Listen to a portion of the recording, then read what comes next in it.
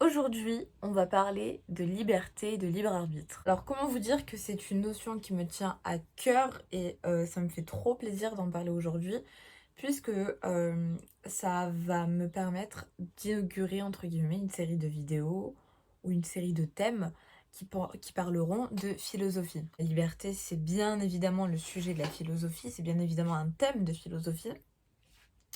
Et commencer vidéo de philo par la liberté, je pense qu'on pouvait guère faire mieux. Je dis que la philosophie a pour fondement la liberté, c'est bien parce que pour être libre, il faut penser. Et pour penser, il faut être libre. Si on a une définition à donner de la philosophie, c'est philosopher, c'est penser par soi-même.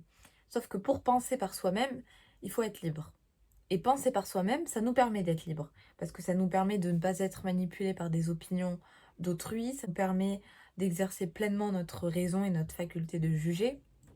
Donc clairement, la liberté, elle est au fondement de la philosophie, mais elle est aussi à la fin de la philo. Vous prenez n'importe quel sujet de philosophie, il y aura forcément la question de la liberté. Prenez la politique, la religion, la science, l'art, il y aura forcément à un moment donné la question de la liberté. Parce que le mot liberté est un mot qui dit en lui-même ce qu'est la liberté. Avec le mot liberté, on n'a pas tellement besoin de définir ce qu'est la liberté, mais c'est ce qui est un peu, pas ce qui est dangereux, mais c'est ce qui pousse la philosophie à constamment penser ce mot, parce qu'en fait, on n'arrive pas à définir ce qu'est la liberté, donc il faut constamment remettre en question et penser ce mot. Alors, déjà, qu'est-ce que la liberté? Au-delà même de la définition de la liberté, c'est ce qui est considéré comme le droit fondamental et ultime de l'humanité.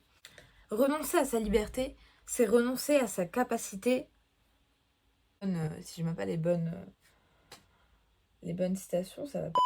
Renoncer à sa liberté, c'est renoncer à sa qualité d'homme, au droit de l'humanité, même à ses devoirs, disait Rousseau dans son Contrat social, au livre 1er et au chapitre 4. La liberté, c'est vraiment ce qui différencie l'homme de l'animal, et c'est ce qui donne à l'homme sa qualité d'humain et sa spécificité.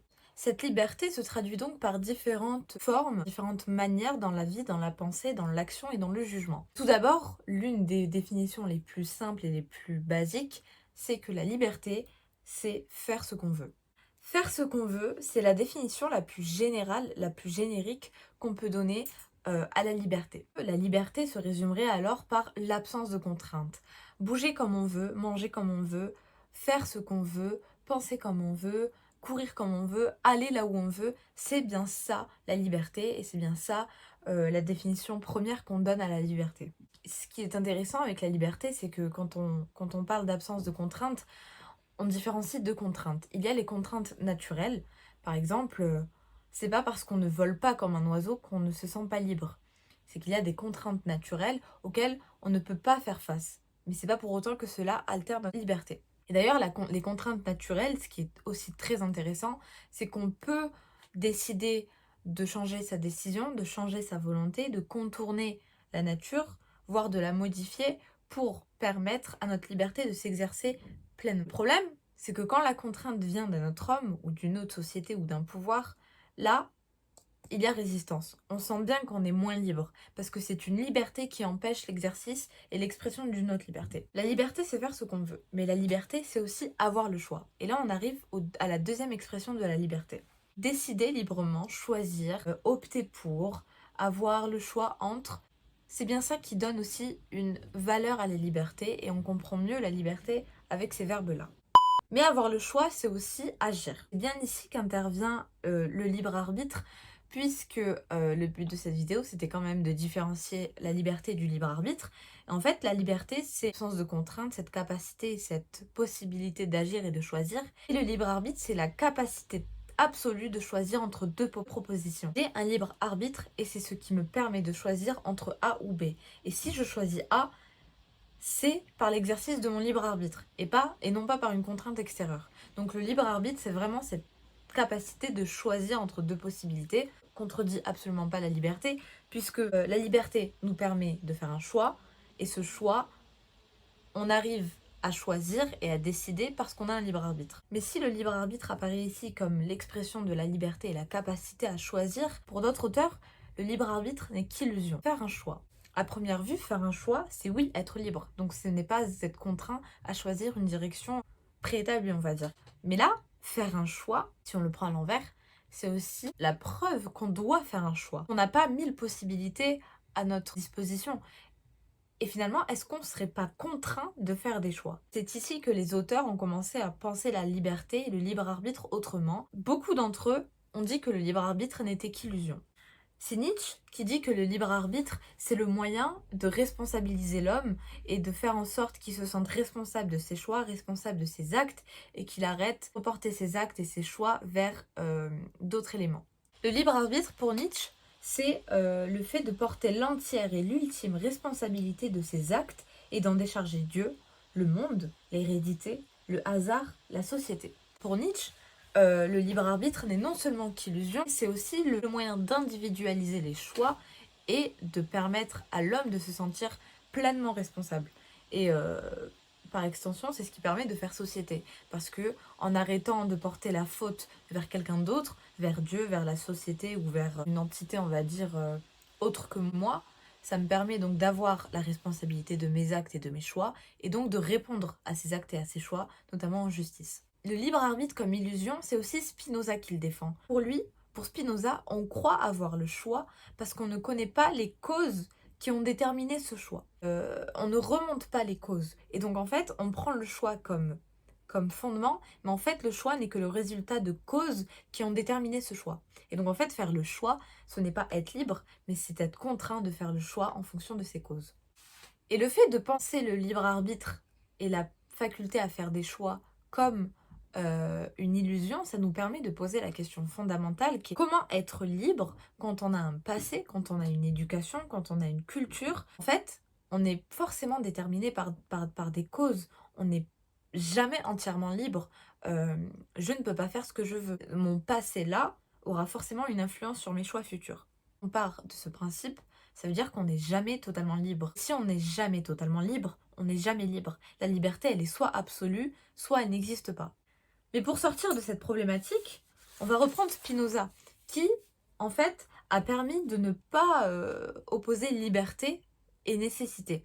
La nécessité, brièvement, c'est ce qui ne peut pas être autrement qu'il n'est déjà. En fait, Spinoza, dans la lettre à Schiller, permet de sortir de cette impasse théorique et philosophique, puisqu'il dit « Ce n'est pas parce que je suis déterminé à agir comme ça que je ne suis pas libre ».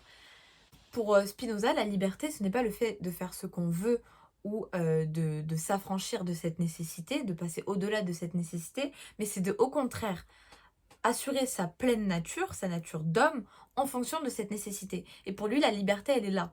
Pour Spinoza, la liberté se traduit par la compréhension et la pensée. J'appelle libre un homme dans la mesure où il vit sous la conduite de la raison, parce que, dans cette mesure même, il est déterminé à agir par des causes pouvant être connues adéquatement par sa seule nature, encore que ces causes le déterminent nécessairement à agir. La liberté, en effet, ne supprime pas, mais pose au contraire la nécessité de l'action. En fait, plus je comprends ma nature et plus je comprends la nécessité, plus j'arrive à agir et plus j'arrive à être libre. La liberté chez Spinoza n'est pas absolue, elle est en puissance. Plus je comprends et plus je pense, plus je comprends les causes qui me déterminent et plus je suis libre. Et plus je suis libre, plus je comprends, plus je pense. Et en fait, la liberté chez Spinoza, elle n'est pas immédiate, elle n'est pas donnée au début, mais elle s'acquiert, elle s'entretient. Et donc en fait, pour Spinoza, le fait de connaître les déterminismes, le fait de connaître les causes qui nous ont forcés à faire un choix, c'est déjà s'en émanciper. Et si je sais que je suis en train de faire ce choix parce que j'ai un background culturel, social, psychologique, historique, ça me permet de m'en émanciper et donc soit d'avoir la pleine conscience et donc être totalement libre de faire ce choix, soit de penser encore plus et de comprendre encore plus pour faire soit le même choix, soit l'autre choix. La liberté et le libre arbitre sont deux concepts différents. La liberté, si on veut la définir très brièvement, c'est faire ce qu'on veut, avoir la possibilité de faire des choix et l'absence de contraintes. Mais on l'a vu, le libre arbitre, s'il peut être l'expression ultime de la liberté, c'est aussi l'expression d'un certain déterminisme. Nos choix sont forcément influencés par une hérédité, par un contexte social, historique, philosophique. Bref, nos choix ne sont jamais entièrement faits par notre raison et par notre unique raison. C'est en essayant de comprendre, en essayant de penser, qu'on arrive à comprendre ces causes, à les connaître et donc à s'en émanciper. Et dans cette vidéo, la seule preuve que je peux vous donner de votre liberté, c'est votre faculté de juger. Tout au long de la vidéo, vous avez vu les contraintes, vous avez vu les causes, vous avez vu des auteurs, vous avez vu des idées. Et la seule manière pour vous d'être libre, c'est de penser. Et c'est pour ça que ma chaîne s'appelle Oser penser. C'est pour ça que j'accorde une importance incroyable à la pensée, sans vous forcer à penser quelque chose, juste à vous encourager à penser et à vous convaincre que la pensée, c'est votre seule liberté. N'ayez jamais peur de penser. Ayez le courage de penser. Elle est là, votre liberté.